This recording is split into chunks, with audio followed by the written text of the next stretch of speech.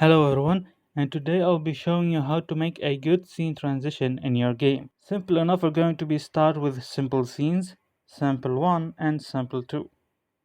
These are going to be the scenes that we're going to make test of. And now we're going to do a simple crossfade effect. For that we're going to need first a canvas, and we need an image. Now we need to scale our image to cover all the screen. First we're going to go to canvas scaler and scale with screen size. So whatever our screen size, this canvas will always scale with it. And I'm going to go to our image, go to the anchor, press Alt, and scale all the image with it. This way our image covers the whole screen. I'm going to change the color to black. I'm going to put a text just to say that we are loading.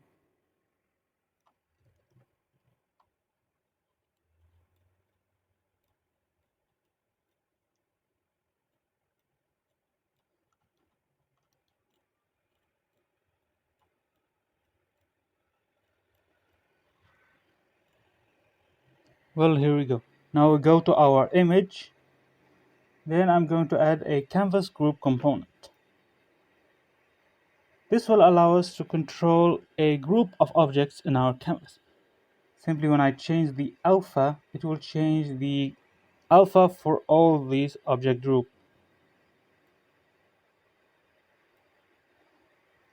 Simple enough, this is all what we need to make our crossfade effect. Now we need to make animations. Simple enough, we're going to make the animation folder. And I'm going to go to our image and go to the animation tab. So create a new animation. We put it in our animation folder and I'm going to call it crossfade int.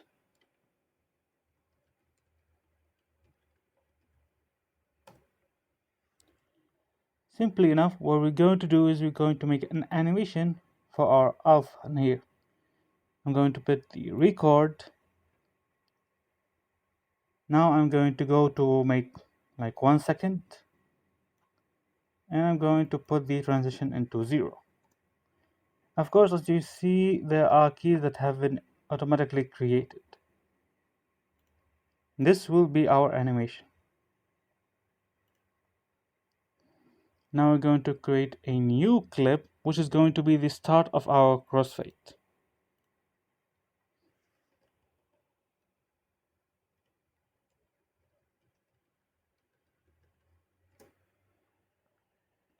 And all I'm going to do, since we have keys here, we can copy all this and paste it in our second animation. All I'm going to do is going to change the keys from one place to another.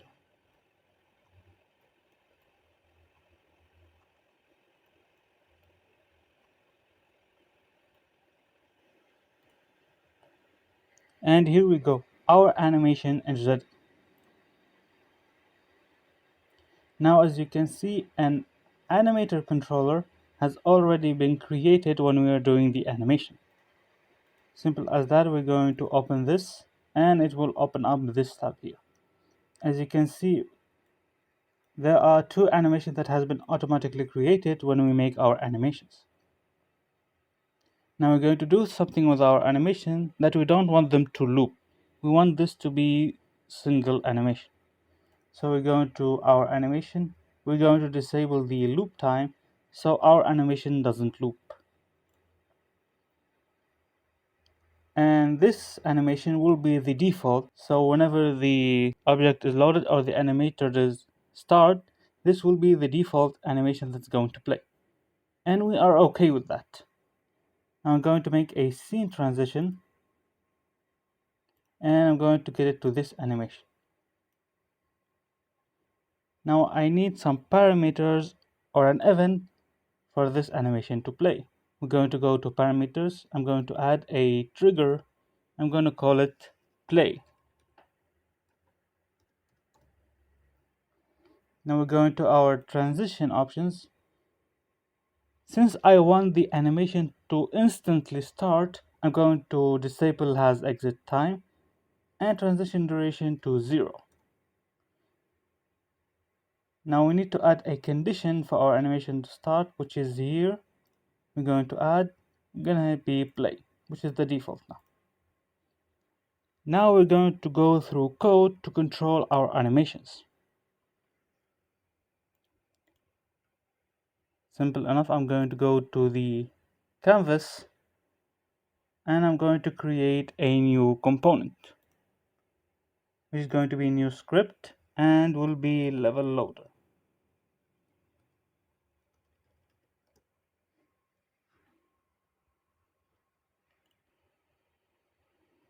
Here we have our new script has been created. Now we're going to modify it. Now first thing that we need to do is we're going to add our animator controller.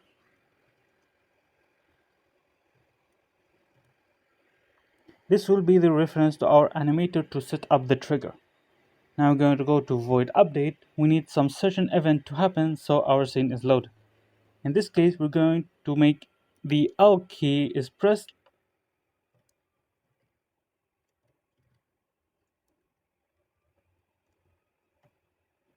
Now I'm going to make a function to start the scene load and play our animation. Instead of making it a simple function, I'm going to make it a coroutine.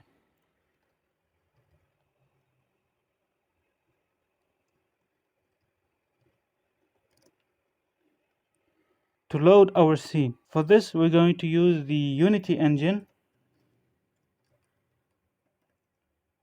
.scene management. This will allow us to make transition in scenes.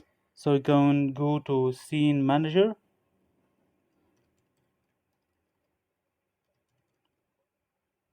load scene, and now we can load our scene, which if we want to be the index of the scene or even the name of the scene. In this case, I'm going to go with the name. Now we don't want this to be instant, and coroutines allow us to pause the function until a certain event. So I'm going to do with yield.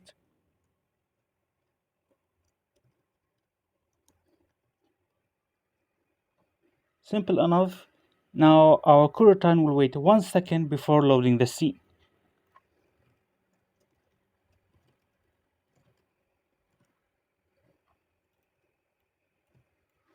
Now before start loading the scene, we're going to play our animation. So we're going to anim.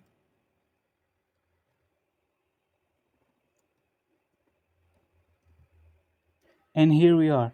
So what's simply happening, if we press L, we're going to start the coroutine, which is load level. And then the animation will set the trigger play, which will make our crossfade animation play. Then we're going to wait for a certain amount of time, then load the level. It is simple as that. Let's test this out. Now before doing that, we need to make sure that our scenes actually in the build index scene. So these scenes should be exist in build setting, scenes in build. If our scenes doesn't exist here, they will not be loaded. Unity will actually give an error that the scenes need to be in here. I'm going to simply add them. And here we go. We go to our load level. I'm going to reference our animator and I'm going to put a 1.5 seconds wait time. Let's test this out.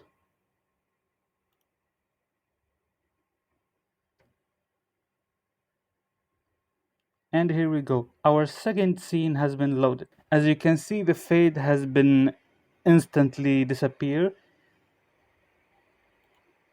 To fix that, we're going to add the same canvas into our second scene.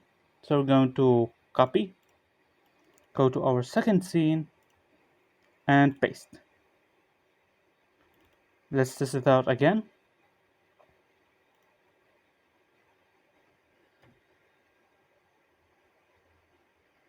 And as you can see, it actually worked. Now, instead of copying the canvas game object every time, you can simply make it a prefab. Now I'm going to make it a prefab, simply drag and drop it here. And there you go, it's now a prefab. We're going to go to our second scene, and I'm going to add this prefab. Now this is all what we need to make an effect. And while we are doing this, this gives us an opportunity to do many other effects. Now I'm going to make a second effect.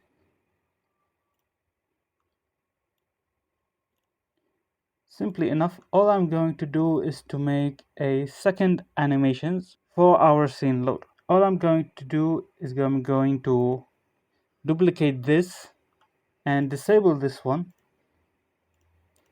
I don't need the loading text.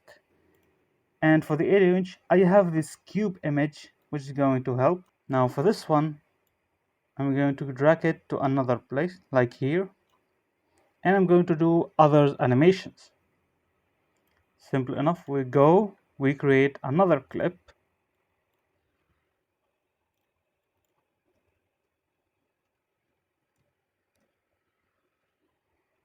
We're going to record, and we're going to do what this image should be. Basically, I want this to be in the center now.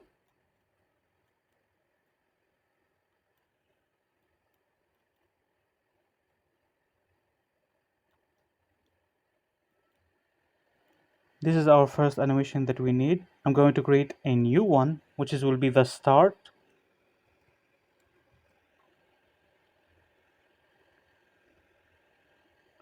As I did at the first time, I'm going to copy this. I'm going to paste it here, and I'm just going to change the keys.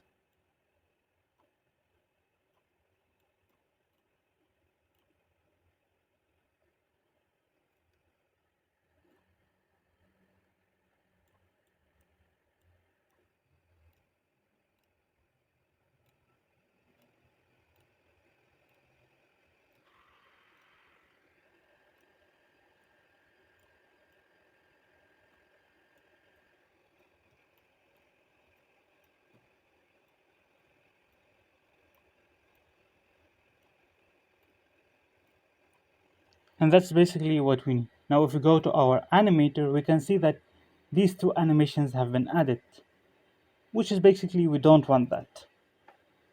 Instead of creating a new animator, we're going to create an override animator.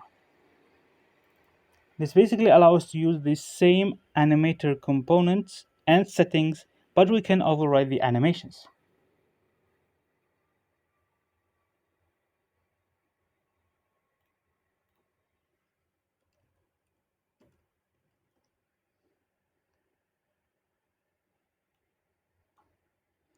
As you can see, this animator will be the reference to our override, and now I can modify the animation. Simply here we're going to put cube end and cube start. And I'm going to reference it here, and in the scene loader it's going to be image 1. We save our prefab, and then we go to our scene.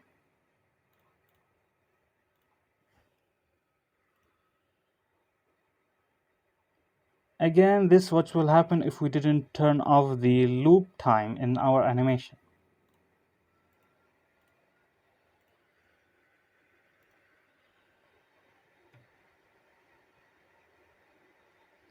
Yep, simple as that. This is how we can make a good scene transition. Of course, this is all what we did is actually a grant up for many opportunities to you. You can go through your imagination and do everything you want with scene transitions. This will be basically the ground up, and then it's up to you to choose any best animation transition or scene transition you want. Okay, I hope you enjoyed this video and would like to see you next time.